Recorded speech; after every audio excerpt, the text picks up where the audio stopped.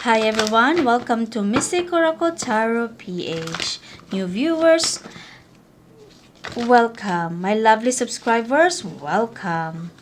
And salamat po sa lagi niyong pag-support sa akin. Lagi niyo ako sinuportahan. Lagi kayo nandito. So, salamat po talaga. New viewers, please also help me build my channel by subscribing. And also, can you also everyone, mag-like naman kayo sa video ko, sa reading ko. Please. Tapos mag-comment kayo, share kayo kung ano yung mga mensahe na naka-resonate kayo and what place are you watching with these readings.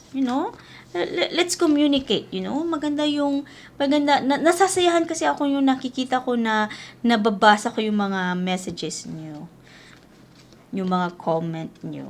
Okidoki, your first message for today. But before that, before I begin this reading, gusto ko lang ipaano sa inyo po na this is just a timeless,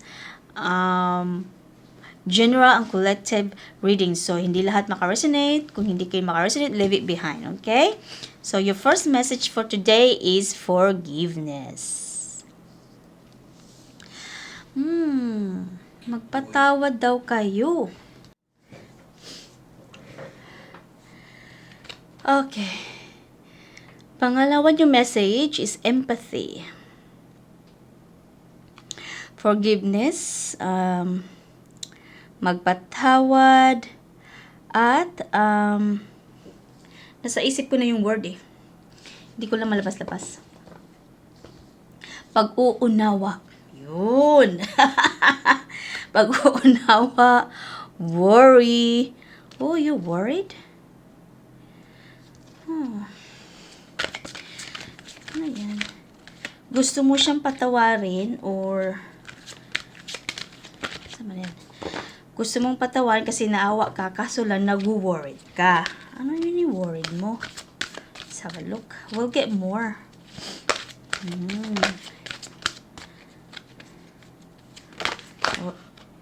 Okay. Self-esteem. Okay. Ano yung iba-value mo? Sarili mo ba? So, we'll having a look more. Ang ganda ng ano mo Ang ganda talaga pagkalantad yung mensahe mo kasi pagpatawad, pag-unawa, may worried ka, nagwo-worry ka something. Nagwo-worry ka something sa binavalue mo. Ano yung binavalue mo?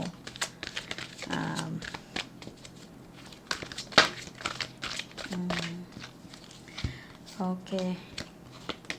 Meron tayong health. Binavalue mo kasi ikakabuti ng health mo. Failure. Pero natatakot ka na ma-failed. Babagsak. But you have to accept. Kailangan mo siyang tanggapin. Whether failed or not. Okay.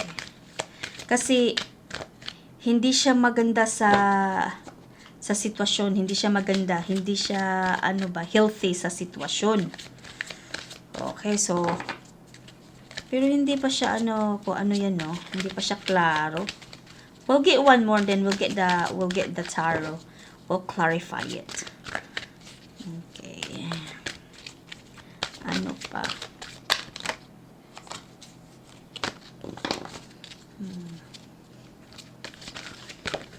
Okay, there we go.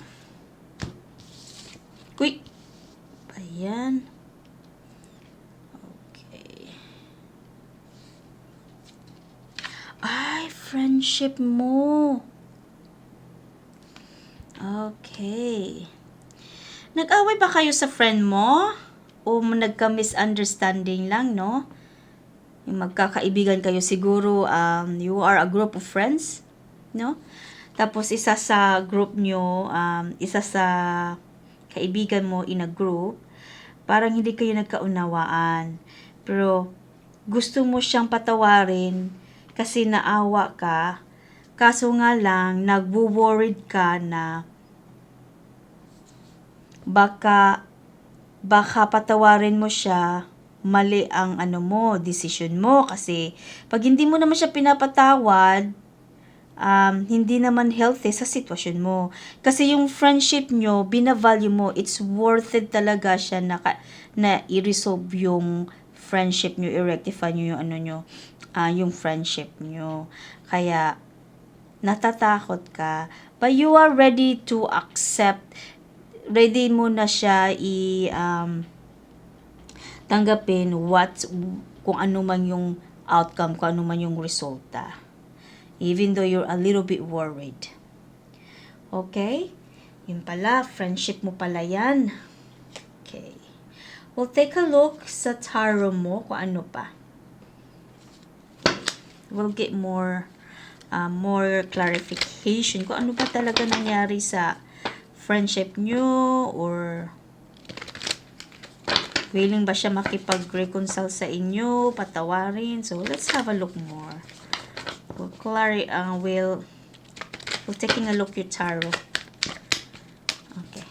I think, sandali po I need to bring my camera there. Kasi medyo naka-focus too much, hindi na magkasya yung cards ko tuloy. At saka i-move ko din siya. Sandali lang po talaga, pasensya na po. Pasensya na mga love na mga supporters ko dyan. Tsaka mga viewers ko. Okay. Wala may space pa. Okay. Ano bang pinag-awayan? Or ano pa ba sila? Mag-reconcile? Okay. Meron tayong Queen of Cups. Oops, hindi nyo klaro. Ayan, klaro na. Okay.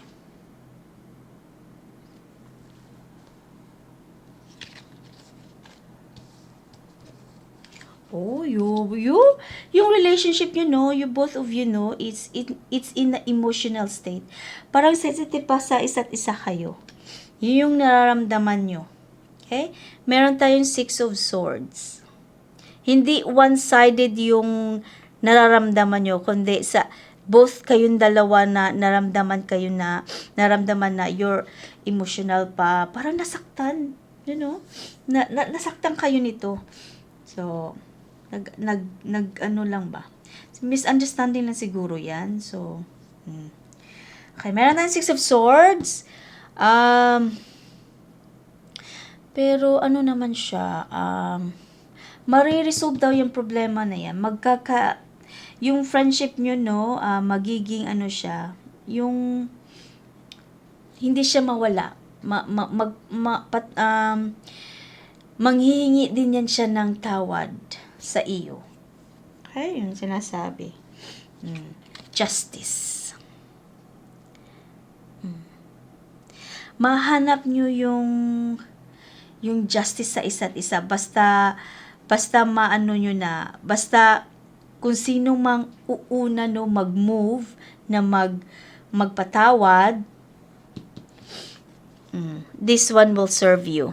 Justice. Mahanap mo tong justice na to sa inyong dalawa.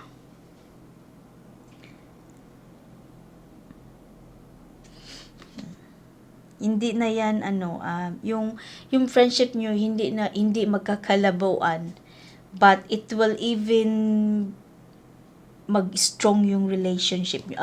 Yung friendship nyo. Kasi through sa pag-aawan nyo, misunderstanding, at least you know where you stand already. So, alam nyo na yung totoo, yung nahanap mo na ang katotohanan sa ugali nyo sa isa't isa. So, alam nyo na in the future na na kayo, timid-timid na kayo sa isa't isa, na parang, I have to be careful, I have to do this, mag-ingat ako kasi baka magagalit siya uli, blah blah blah. Yung parang ganun siya, okay? Meron tayong Five of Cups.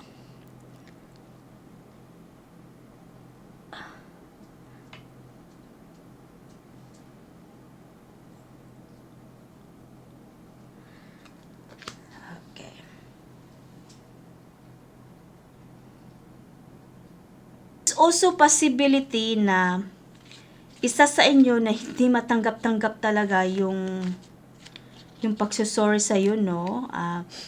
Your friendship, mawawala yung friendship nyo kasi you will be distancing each other. Kaya, kailangan, isa sa inyo mag-start mag-umpisa. Start to move. Na, if you value, see, self-esteem. If you value your friendship, worth it naman siya na kaibiganin mo siya forever. Okay. Ano pa? Okay, meron tayong isa. Meron tayong The Tower. Huwag nyo na tong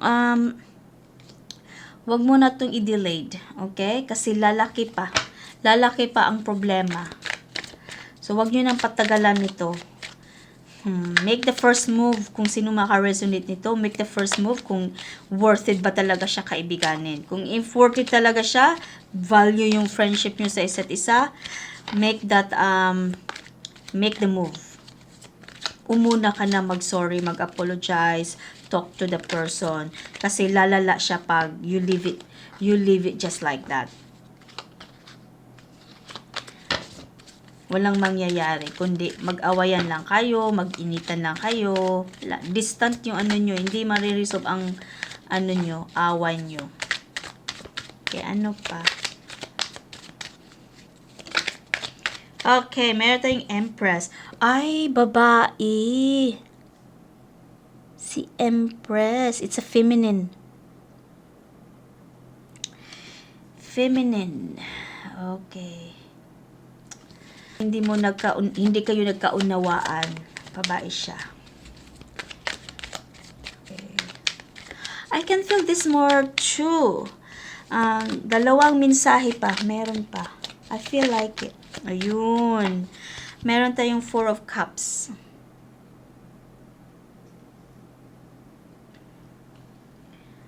Okay. Huwag niyong questionin yung sarili mo, ha? Kasi kung worth it ba talaga.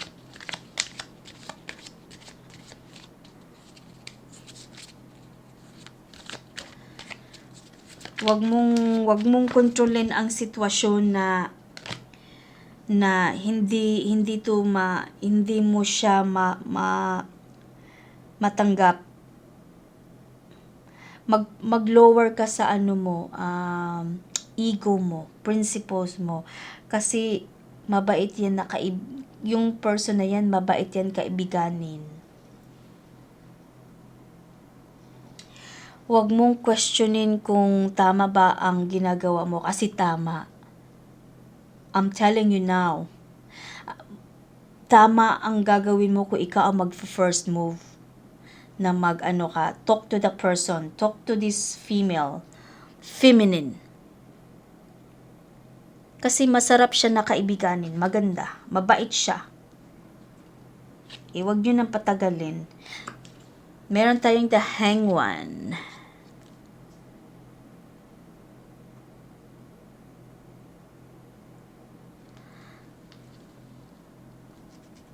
Okay. Alam mo, yung babae na yan, no, inaantay ka na ikaw talagang ikaw mag-first move.